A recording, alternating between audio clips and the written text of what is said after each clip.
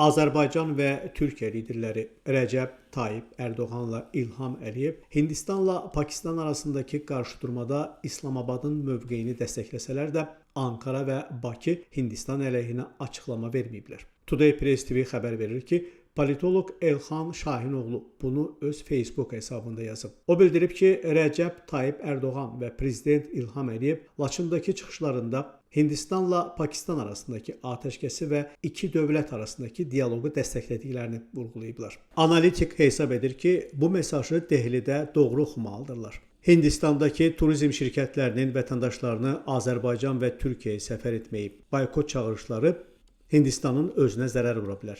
Rəsmi Dehli Azərbaycan və Türkiyə əleyhinə çağırışların qarşısını almalıdır. Əks halda bu Hindistanın Türkiyə və Azərbaycanla əməkdaşlığına zərər vura bilər və bu Bakı ilə Ankaranın seçimi olmayacaq.